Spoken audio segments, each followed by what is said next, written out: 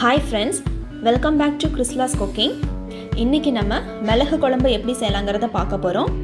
இது வந்து சளி இருமலுக்கு ரொம்ப நல்லது.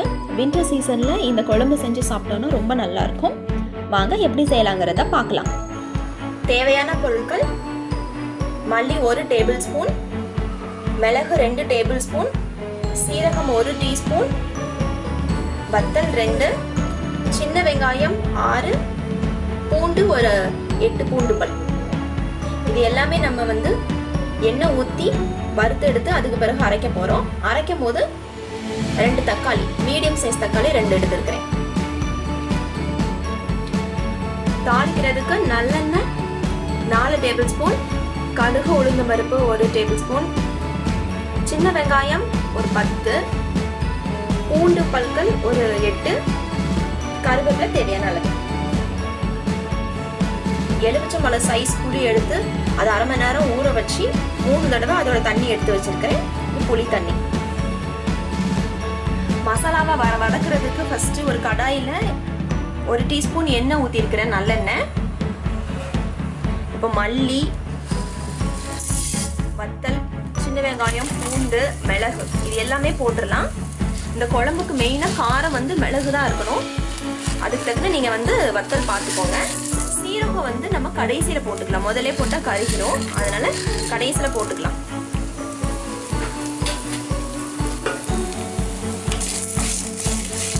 இதை நல்லா நம்ம வதக்கணும். எல்லாம் வதங்கிருச்சு, வாசம் நல்லா அடிக்குது. இந்த டைம்ல நம்ம சீரகம் போட்டுடலாம்.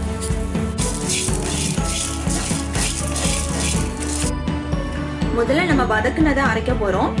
அப்பதான் இதெல்லாம் மல்லி எல்லாம் நைஸ் ஆகும். இதை அரைச்ச பிறகு இது கூடவே சேர்த்து நம்ம மீடியம் சைஸ் தக்காளி 2 எடுத்துருக்கோம், அதையும் சேர்த்து நம்ம அரைச்சிக்கலாம். நல்லா ஃபைனா அரைக்கணும்.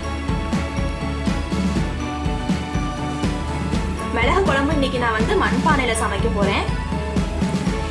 அடுப்புல வந்து நான் வந்து எண்ணெய் ஊத்தியே ஹீட் பண்ணி வச்சுட்டேன். நல்லா ஹீட் ஆயிடுச்சு.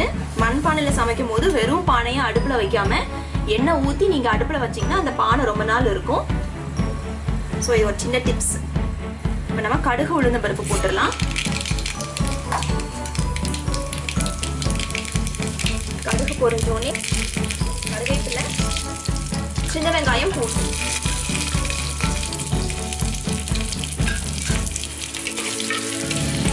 நம்ம மசாலா அரைக்கும் போது சின்ன வெங்காயம் பூண்டு சேர்த்தோம், வதக்கிறதுக்கும் சின்ன வெங்காயம் பூண்டு சேர்க்கிறோம்.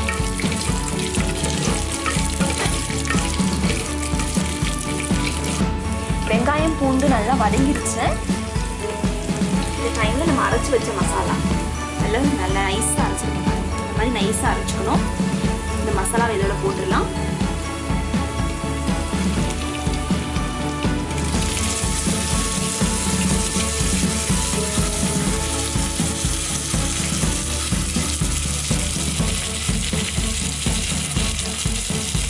மஞ்சத்தூள் சொல்ல ஸ்டார்டிங்கில் மறந்துட்டேன். மஞ்சத்தூள் கொஞ்சம் போட்டுக்கலாம்.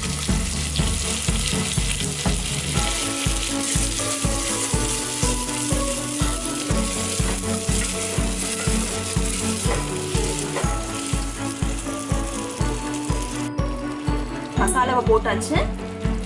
இப்போ நம்ம கரைச்சி வச்ச புளியே நம்ம போட்டுருவோம்.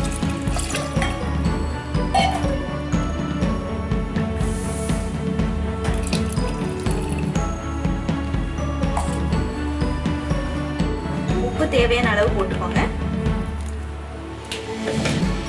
இந்த குழம்புக்கு காரமே மிளகு தான் அதிகமாக இருக்கணும். ஸோ எல்லாமே கரெக்டாக இருக்கான்னு செக் பண்ணிக்கலாம். குழம்பு வந்து நல்லா கொதிச்சிட்டு இருக்கு. இது திக்கான உடனே நம்ம இறக்கி வச்சுக்கலாம். இப்போ கொஞ்சம் தண்ணியாக இருக்குது. திக்கான பிறகு பார்க்கலாம். குழம்பு நல்லா கொதிச்சு நல்லா வத்திருச்சு. ஒரு 15 நிமிஷம் ஆயிருக்கும் எனக்கு. இந்த மாதிரி கொஞ்சம் திக்கான பிறகு நம்ம இறக்கி வச்சிடலாம். இந்த குழம்பு மண்பானையில செஞ்சனால நல்ல ஸ்மெல் வருது.